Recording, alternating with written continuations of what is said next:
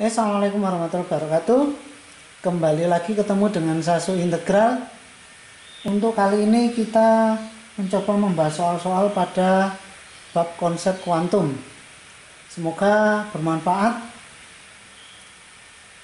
Dan ingat adik-adik ya, belajar adalah ibadah. Jadi diniatkan untuk ibadah. Oke, masuk permasalahan pertama. Sinar yang fotonnya mempunyai energi terkecil adalah apa? Jadi kalau pengertian foton itu sebenarnya cahaya itu memiliki dua sifat, gelombang dan partikel. Nah, partikelnya ini dinamakan dengan foton. Untuk energinya saya tampilkan persamaannya dulu. E sama dengan NHF atau sama dengan NHC per lambda. Nah, ini masing-masing keterangannya ya. N itu banyak fotonnya. F seperti biasa frekuensi, C kecepatan cahaya 3 kali 10 pangkat 8. Lambda panjang gelombang, E energi fotonnya, H tetapan Planck. Nilainya adalah 6,63 kali 10 pangkat min 34. Itu ya. Nah, oke. Kalau kita lihat energi itu berarti berbanding lurus dengan frekuensi atau berbanding lurus dengan panjang gelombang. Oke, kalau di bab gelombang elektromagnetik, dulu ada gelombang radio, TV, mikro, inframerah, cahaya tampak, ultraviolet, sinar X, sinar gamma. Sifatnya semakin ke bawah, maka frekuensinya semakin besar. Kalau semakin ke atas, panjang gelombangnya yang semakin besar. Itu sifatnya. Berarti kalau diminta energi yang kecil, frekuensinya yang kecil, berarti yang posisinya di atas. Nah, kalau di sini adik bisa melihat yang paling atas adalah infrared. Jadi jawabannya yang I. Oke, soal berikutnya. Jika panjang gelombang foton adalah 450 nanometer. Nano ini berarti 10 pangkat min 9 ya. Besar energi foton yang dipancarkan berapa? Oke, kalau diketahui seperti ini berarti ini panjang gelombangnya 450 kali 10 pangkat min 9 ya, min 9. C-nya 3 kali 10 pangkat 8 karena ini tetapan. Nah, energi NHC per lambda. Nah, karena di sini nggak ada keterangan banyak fotonnya, berarti fotonnya cuma satu deh. Nah, kita masukkan nilainya, maka akan didapat 4,42 kali 10 pangkat min 15 Joule. Gampang ya. Soal untuk semester 2 malah fisika gampang-gampang. Soal berikutnya. Panjang gelombang cahaya yang dipancarkan oleh lampu monokromatis, dayanya 100 watt. Ini daya ya. Adalah sekian. Ini panjang gelombangnya. Cacah foton partikel cahaya per sekon yang dipancarkan sekitar berapa? Cacah foton ini maksudnya banyak fotonnya berapa? Oke, dari keterangan ini berarti diperoleh ada perubahan energi listrik menjadi energi cahaya. Cahaya itu berarti foton, ya. Contohnya lampu kan memang dari listrik menjadi cahaya. Energi listrik itu daya dikalikan waktu, sedangkan energi foton tadi NHC per lambda. Silakan masukkan nilainya. Nah, silakan hitung sendiri, maka banyak fotonnya akan seperti ini. Oke, gampang ya adik. Soal berikutnya. Oke, soal berikutnya kita masuk soal berikutnya. Bola lampu mempunyai spesifikasi 120 watt 220 volt. Ketika dinyalakan pada sumber tegangan 110 volt. Jadi tegangannya sumbernya 110. Padahal lampunya normalnya 220. Memancarkan cahaya dengan panjang gelombang sekian. Bila lampu meradiasi secara ke segala arah, maka foton yang tiba persatuan waktu, persatuan luas tempat yang berjarak sekian dari lampu adalah berapa? Jumlah foton. Oke. Kalau dari keterangannya tadi lampunya 220 volt dipasang pada 110 volt. Maka bisa saya hitung daya yang diserap adalah dengan rumus seperti ini. Nah, masukkan nilainya, sumbernya tadi 110 pada lampunya 220, maka ketemu 33 watt.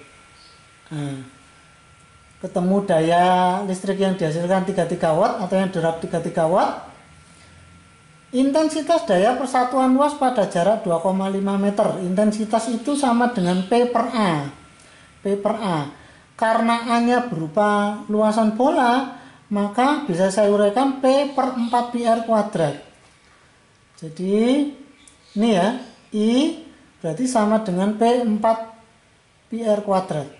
Nih. Nah, kita masukkan P-nya tadi 33, 4 pi jaraknya 2,5.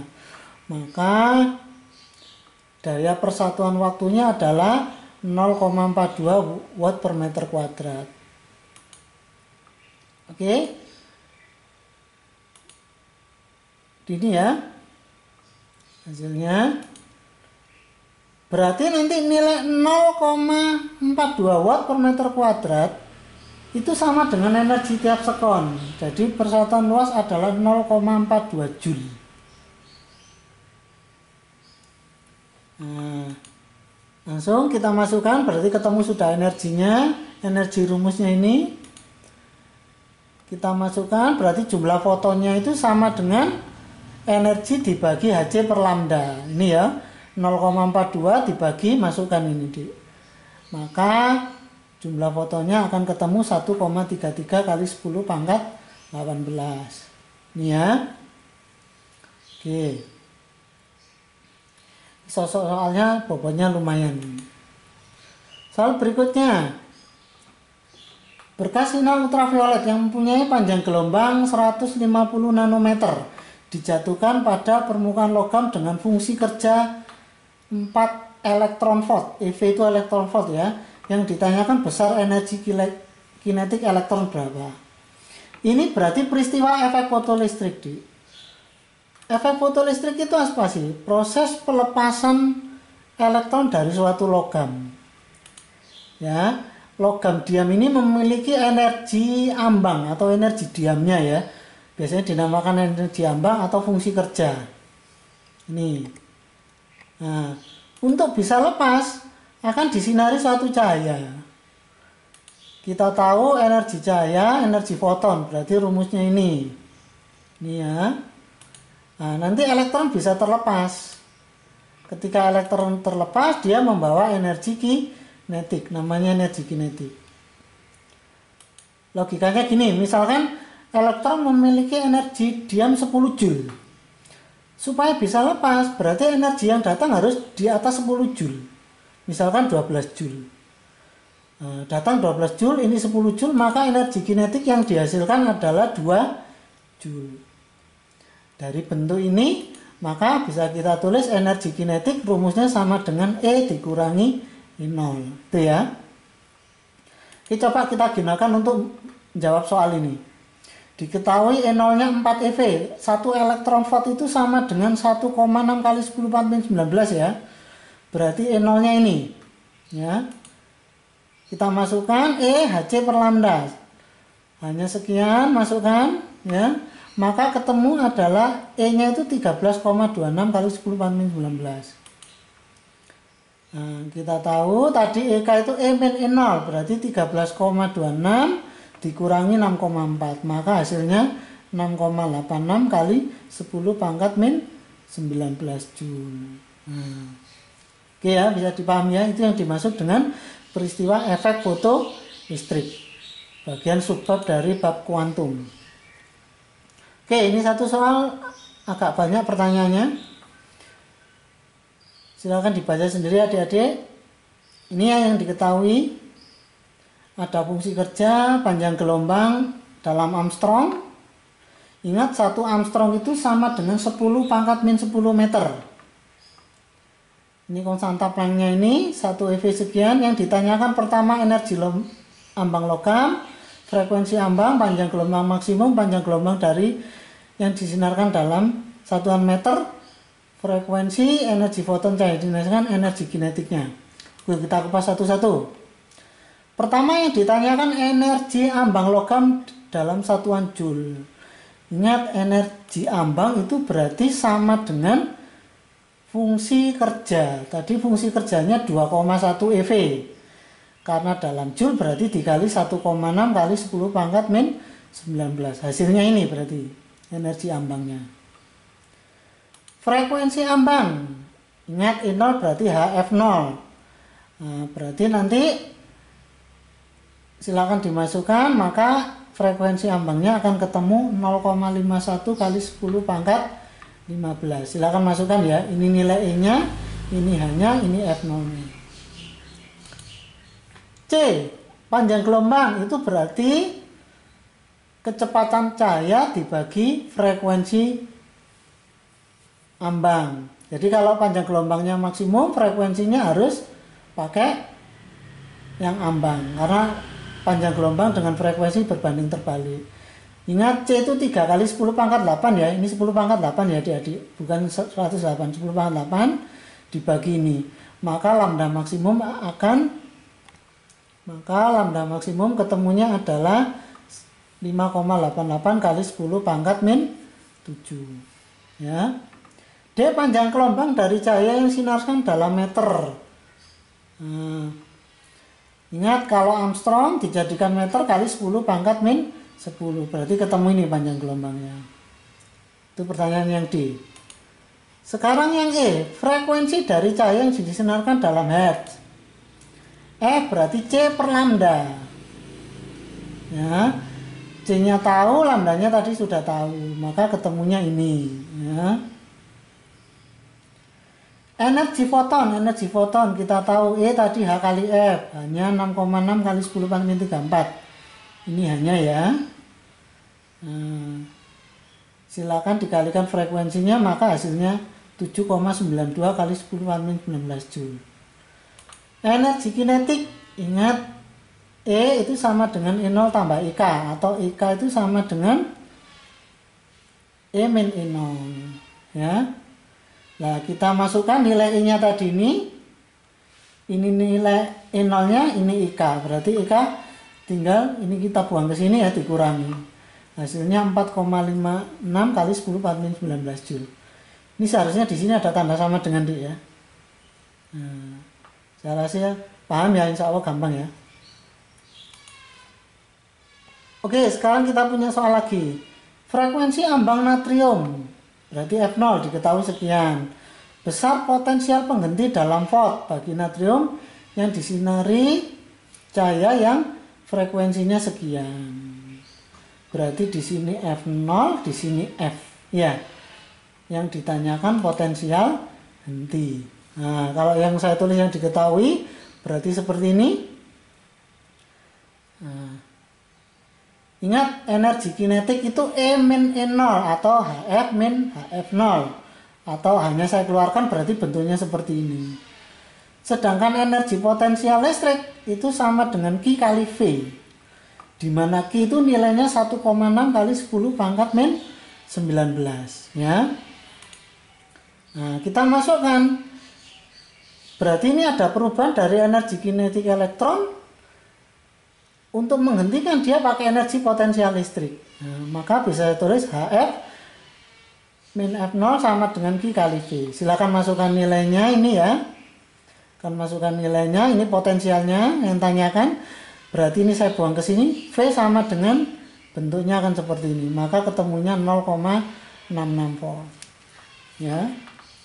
Jadi konsepnya itu energi kinetik elektron sama dengan energi potensial listrik.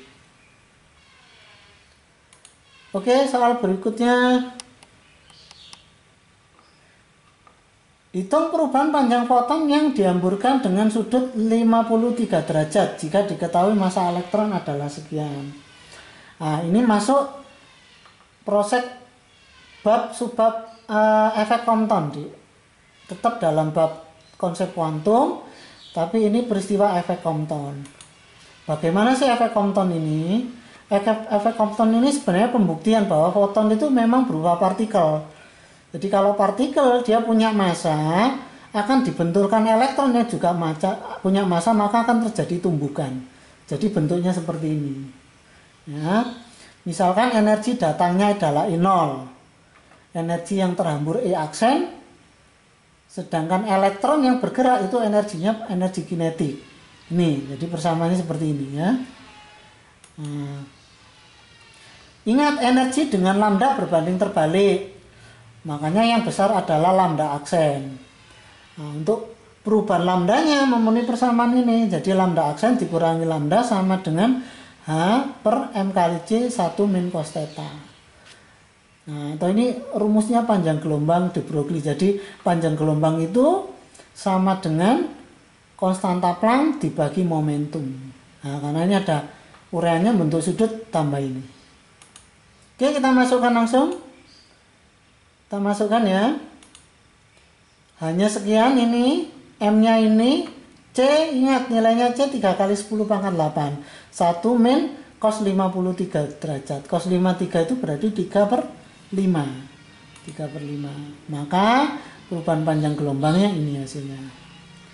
Gampang ya adik-adik, tinggal masukkan rumus saja. Oke, soal berikutnya. Elektron yang mula-mula diam dipercepat dengan beda potensial 10.000 volt. Tentukan panjang gelombang de Broglie dan momentum elektron.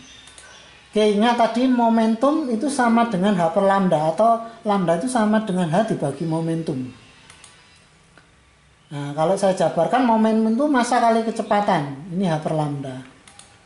Dari sini bisa tulis rumusnya lambda itu sama dengan H per mv. Tapi V di sini ini kecepatan ya. Nah, kita cari nilai kecepatannya. Ingat, ini ada peristiwa dari potensial listrik. Jadi ada energi listrik ke energi kinetik. Energi potensial listrik itu Q kali V. V ini beda potensial ya. Sama dengan setengah mv kuadrat. V di sini ini kecepatan. Nah, kayak di sini kecepatan. Dari ini kalau saya uraikan, berarti nilai V itu bisa saya tulis sama dengan akar 2 Q V per M. V di sini potensial. Oke. Saya masukkan V-nya ke sini. Jadi V rumus ini saya masukkan ke sini. Maka lambdanya bisa saya tulis gini.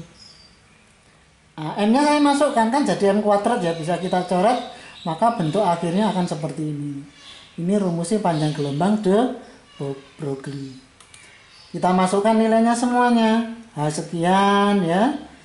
2.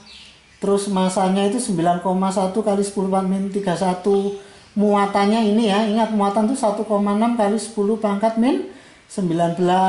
Sedangkan potensialnya, ini ya potensialnya adalah 10 pangkat 4. Maka kalau dihitung hasilnya 1,22 kali 10 pangkat min 11. Ini ya. Kita cari nilai momentumnya. Pertanyaan yang B, momentum. Momentum H per lambda. Hanya sekian ya nilainya. Lambdanya ini. Kita masukkan. Maka hasilnya seperti ini. Ya. Oke adik-adik. Semoga bermanfaat. Ya silakan kalau dianggap bermanfaat. Dibagikan ke temannya. Supaya teman-temanmu juga bisa memanfaatkan atau memperoleh manfaat dari video pembahasan ini. Saya akhiri.